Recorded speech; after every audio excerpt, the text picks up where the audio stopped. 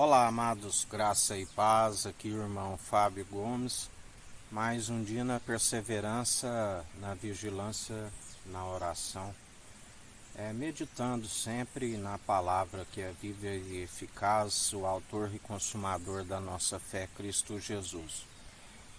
Jesus nos ensina, jamais atribua as suas faltas a outro.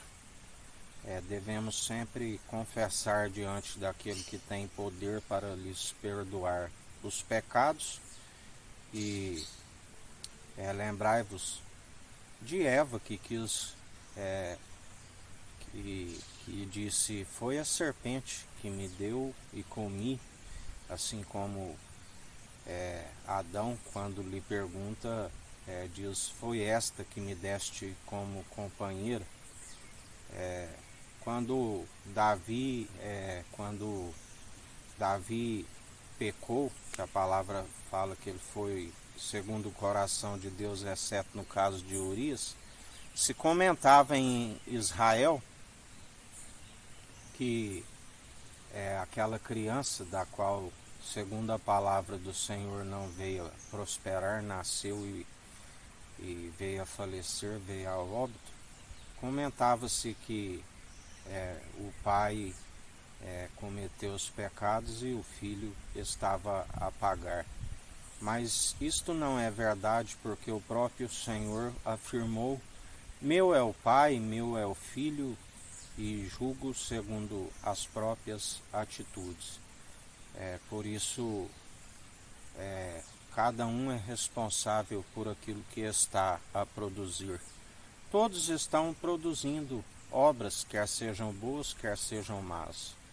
A palavra diz que existe a semente má, que é considerada o joio, assim como a semente boa, que ele chama de trigo, e que ali enquanto o Senhor dormia, o inimigo semeou junto com a semente boa. E então disse, quer que arranquemos o joio? E o Senhor disse, se arrancar o joio, o trigo virá junto.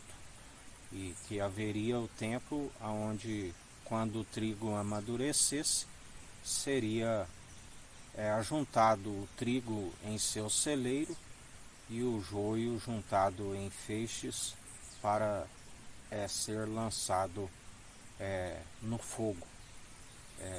Isto ainda não é a ceifa final, da onde um é o que planta e o outro é o que colhe, os anjos são os ceifeiros. Jesus se tornou um mediador, não somente entre Deus e homens, mas também entre os anjos.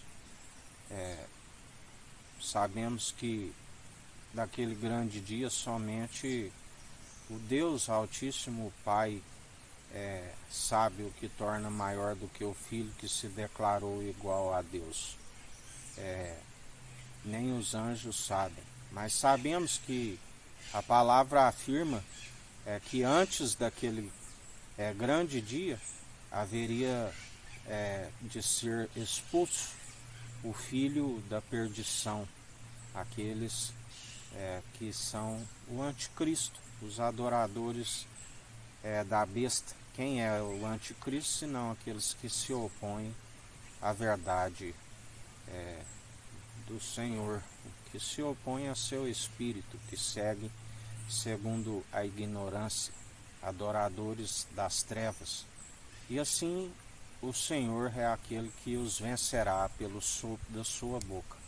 A palavra diz que ele tem uma espada afiada, a ponto de dividir o espírito da alma, aonde não tem um mísero dos cacos espalhados ao chão que possa deter o pneuma, o fôlego de vida.